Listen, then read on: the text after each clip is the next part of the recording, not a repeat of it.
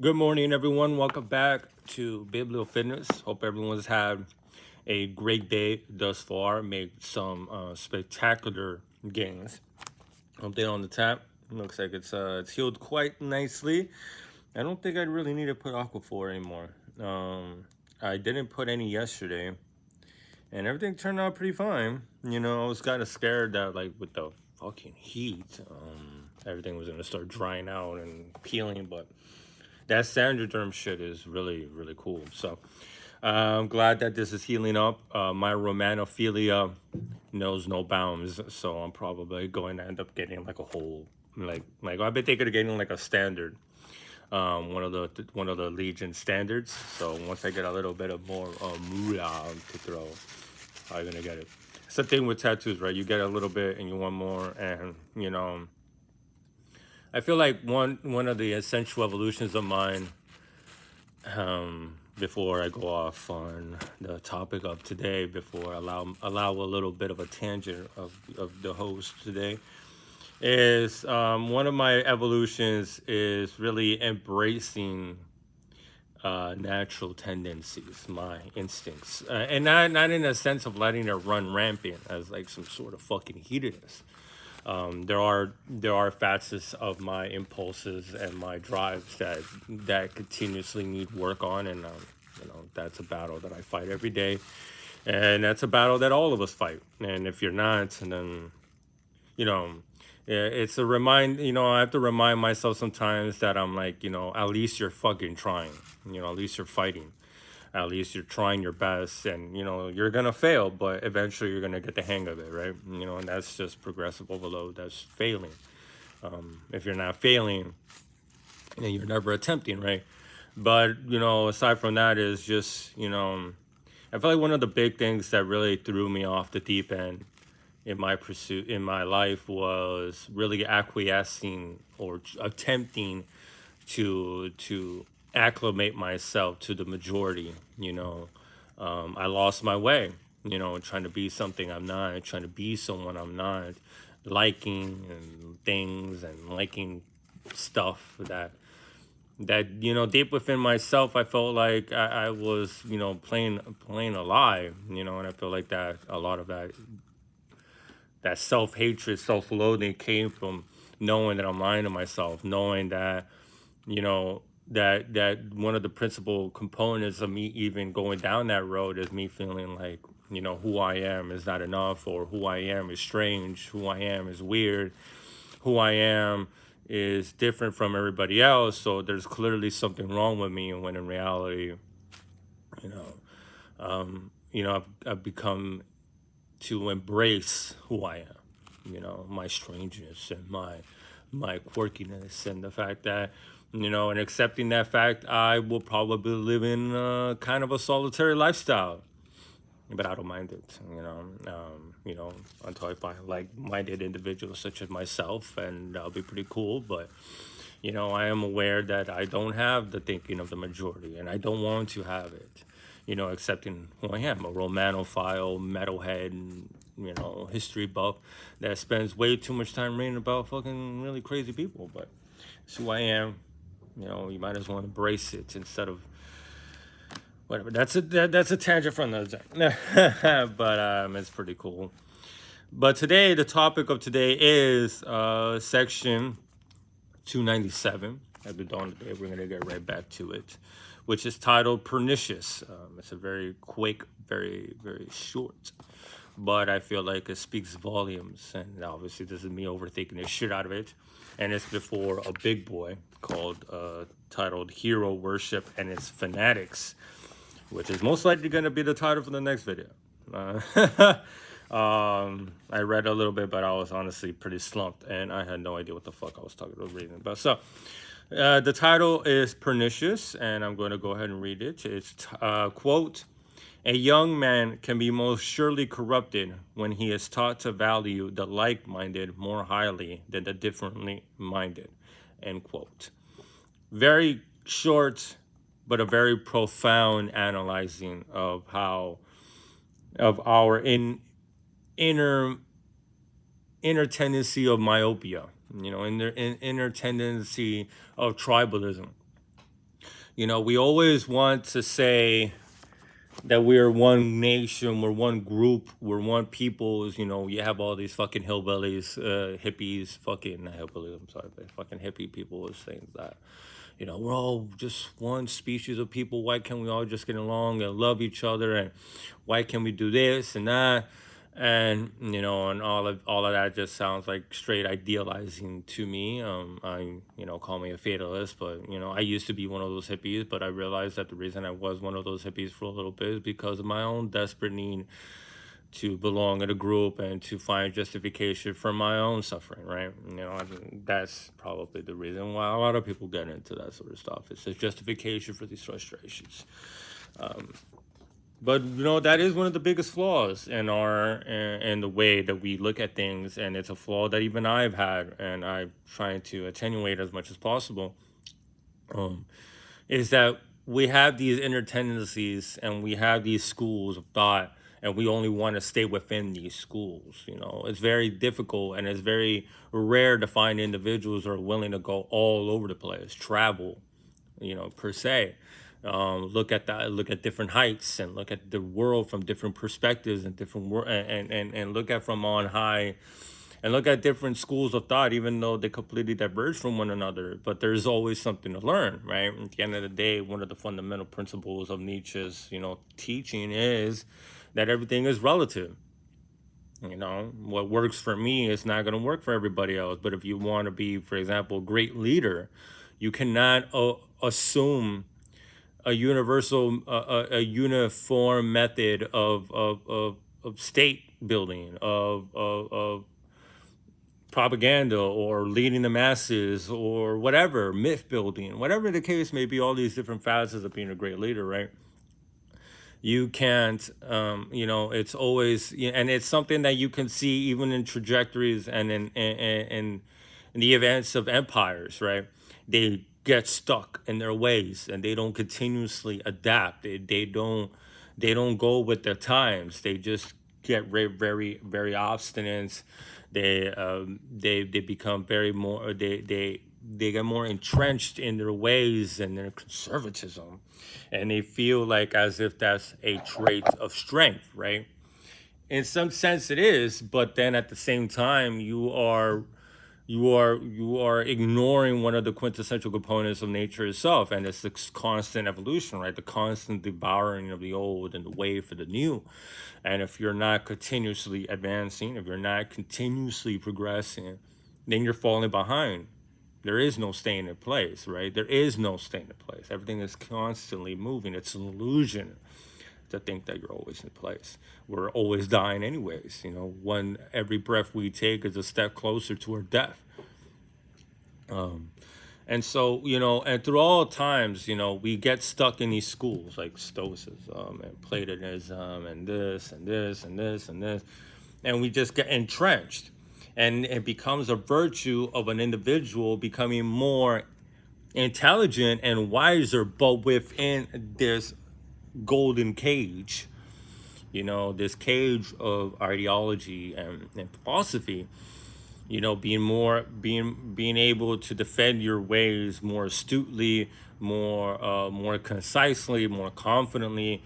That is a trait of strength in a lot of cases. And instead of what he really thinks is that, that is pernicious, right? You're brainwashing people, especially young men, into only thinking the world in one specific way. And that is going to cause a lot more damage than it is going to do any good. It's going to hinder any sort of interaction or any sort of advancements into other people's lives, and to being able to understand one another.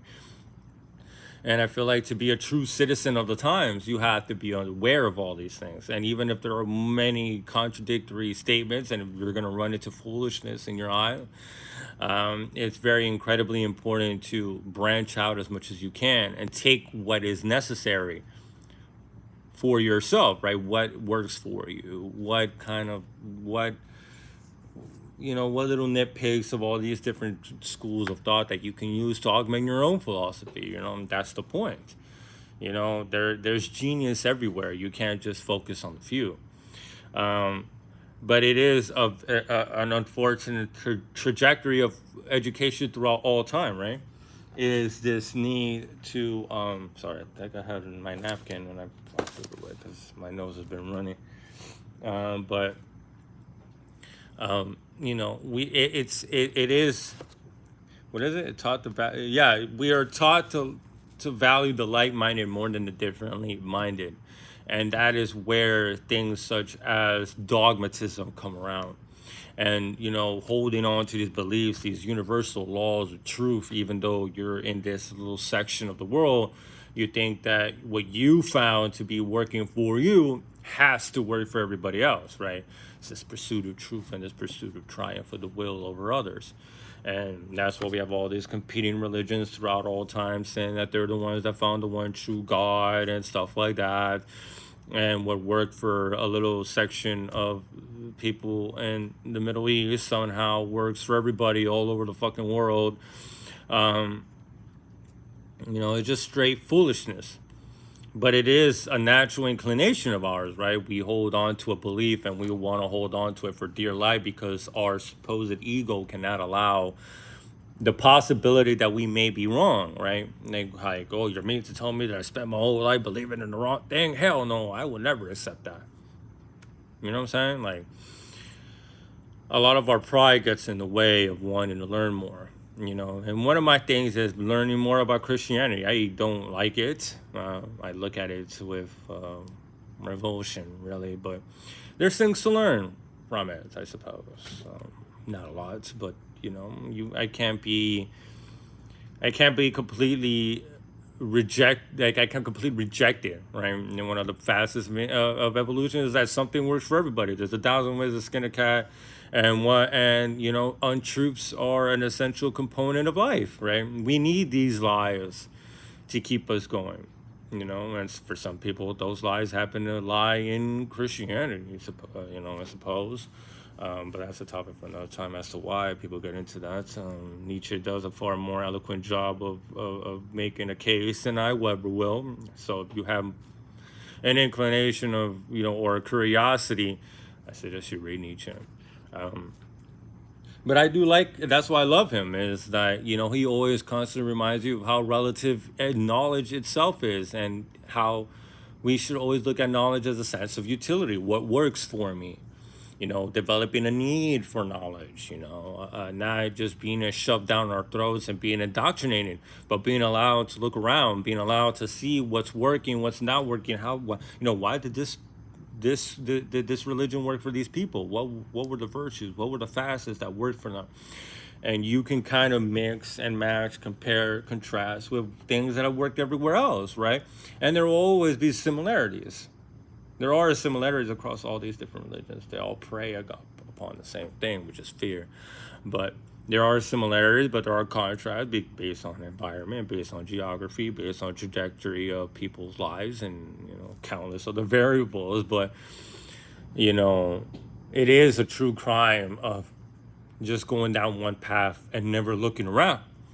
You're doing yourself an incredible disservice. You're never going to be able to look at the world from on high, as Nietzsche continuously calls for, if you're just become a specialist, right? A person that is great and virtuous in just one school, when there's, but then you go out anywhere else and you're just a fool. That's a false sense of pride. That's a sense of arrogance to think that just because you're at the top of your school, you somehow know the whole world, when in reality, you just know what you've been reading all the time. You know what I'm saying? Like, there's so much more to the world, and and on this path of trying to get up, down, and over the foundations of the civilization and getting away, and how he does the analogy of and beyond good and evil, climbing over and looking up from on high in the mountains and being able to see a clear picture of everything. You're not going to be able to do that just looking at one section. You have to be able to look at across all the horizons, right? And a lot of the horizons are very contradictory, but they are necessary to really see how us humans work, right? Why do we have all these inclinations? What inclinations led us to these different conclusions? What are these different conclusions answering for us, right? What problems are they attempting or supposedly solving for us? And by looking at all these different religions and philosophies from that perspective, you learn so much about the human condition. You learn so much about yourself, right? Because, you're not different from everybody. We're slightly different, but we're all basically the same. If you can find out what the hell gets you going, you can kind of find out what everyone else is going. It's not fucking eons of difference between peoples. Let's be honest here. We have very different inclinations, but if you look outside, I'm sure I'm not the only person that feels like I've had the same conversation like 10,000 times with 10,000 people. Obviously, that's a gross overestimation of how many people I talk with, but it feels like I've had the same conversation with a different person over and over again, like I'm in fucking purgatory or something. People have these very blatant drives that they're trying to answer for, and especially now that our intelligence capacity has dwindled greatly, people are even worse at hiding what they really want. Really bad. People are terrible at hiding their selfish desires, their desperate, pathetic attempts at trying to become the new pinnacle of morality and virtue, and be the pinnacle of good and righteousness. And it's pitiful. It's blatantly obvious that that's not the case. And I think even one of the disillusionments, going off the track a little bit here, but I think one of the factors in our disillusionment of our leaders and stuff like that is that we're starting to realize that these concepts, good, evil, justice, and freedom, and liberty, and these are all just banners to get the poor to die for the whims of the rich. Like, I was having this conversation with a coworker, and the guy was trying to make a case that, the United States should have intervened in the Ukraine because we had to protect Ukrainian sovereignty. And I'm like, you fucking idiot. Like, you really think that this country cares about sovereignty? The country that invaded Iraq for oil? How is that caring about people's sovereignty? How is toppling governments in Central South America caring about their sovereignty? We are actively interfering for our own personal benefit. He's like, oh, but that's not the same. I'm like, how that's not the same, you fucking retard? Because it's not a blatant act of conquest. There's different ways to coerce the world now. Way different. It's called economic extortion. The whole reason the whole EU sucks the United States dick is because they're all dependent on the United States. They're like, how is that protecting people's sovereignty when you are actively enforcing your will upon them? You know what I'm saying? He just gave a pathetic defense. It's poor boy. He's an idiot. But whatever. But you have to look at it, right? You can't, and I feel like one of the big problems of us now is thinking that our perception of what is right and wrong is the true way. And those on the other side are the oppressors, and they've been doing things wrong, and somehow we're different and stuff like that. And that fight and that myopia of the mind is continuously active even now. There has to be a reason that the nobility has always been on top. There has to be a reason that they're the ones that run the state. There has to be, you have to look at things from a different perspective. And I'm probably going to make a video about this as well as to why. I mean, you have to just read history. Just read history and you'll know why. Obviously things change, but it's true. You have to really learn, you have to really read. And one of the reasons that I became so pessimistic is that I always wanted to learn. I always wanted to read. And I'm willing to read about people that most people find deplorable because there's something to learn, right? People are so scared of learning from supposed terrible people. I have two biographies on Senor Adolf.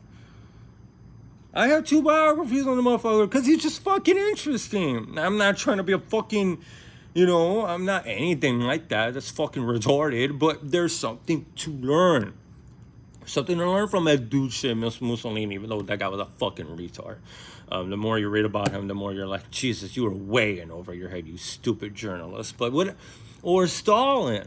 or Mao, or Genghis Khan, or Pol Pot, or you see all these crazy fucks. There's something to learn from these heinous people. You know, in their own delusional grandeur, they thought that they were doing what's right. They thought they were doing the good for the humanity. They thought they were the progenitor, the newcomers of the new order of things, the sense of right.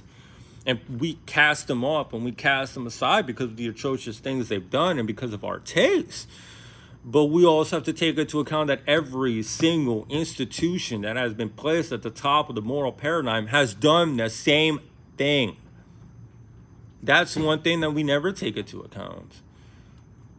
Every single fucking motherfucker that has been at the top of the moral paradigm has committed egregious acts. Look at Christianity. You know what I'm saying? Like, I always go back to it because, like, everyone's like, oh, where did they come from? I'm like, where do you think these motherfuckers got their inspiration from? Where do you think Karl Marx got inspiration from? Karl Marx was a Christian. In all but name. And he was a Christian.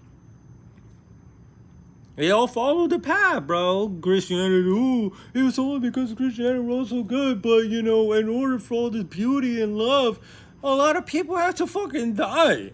There had to be mass genocide. Mass genocide was incurred multiple times. Not once, not twice, not even 3 times. Multiple times. For God to be triumph over all. You know, and that's what it's all about, branching out and learning, you know, and I feel like that's one of the reasons many people don't want to branch out, is because you are going to run into harsh realities, and you are going to run into how much of a hypocrite you are, how much of a hypocrite your nation is, and how diluted and superficial your sense of right and wrong is to begin with. Every single terrible act in history has been done for the good, literally. For the good of who, for the good of what, doesn't matter. The good itself is in there. So that's something to consider as well. And I feel like that's a quintessential part of education. And if I ever have children, they'll be learning from multiple angles. Stoicism, existentialism. I'll even let them go dive into Christianity and see what happens. You know, let them learn, you know, at the end of the day. It's a big part to learn, and obviously you don't want to branch out so much that you get lost. There has to be structure, but to be able to constantly seek knowledge to help yourself and learn, you know, learn more about yourself too. What gets these people's minds ticking? And you can even ask that question to yourself. What gets mine ticking? What conclusions can I bear based upon these variables and this structure or whatever? So it's a great thing, you know, not being stuck in one way and just being a big fish in a little pond. You know what I'm saying? There's what that's delusional pride. So it's very important. It's very important. It's a very short aphorism, but it's a very important topic to have, is that, you know, you're a dumbass if you think that you're right and that's it. But why are you right? What makes you right over others? You know, and that's going to lead to very harsh fucking questions, right? Because I was even making the case with this dumbass. My coworker's like, oh, but we can't do right of conquest anymore. I'm like, why not? Because we're too moral now. I'm like, what the fuck? That's been going on for thousands of years, bro. Like, you know what I'm saying? Like, you know, we're just so sensitive that we can't conquer other nations blatantly. We need even more ridiculous causes bellis. More than ever. You know what I'm saying? We need to do it for freedom and justice and liberty. And, you know, even though we are going to ruin the economy and we are going to ruin the stability of the regions, but we're doing it for the right thing. It's pathetic, our attempts. But you gotta learn, man.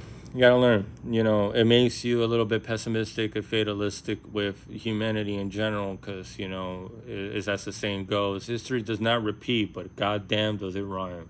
So, hope you all take some from that today. I'm gonna go ahead and read before work. You know, there's a lot to learn. There's a lot to understand, right? And so, hope you all have a great day. Hope y'all make some spectacular games. For me, it's a rest day, so more reading for me. Love y'all. Until next time, peace.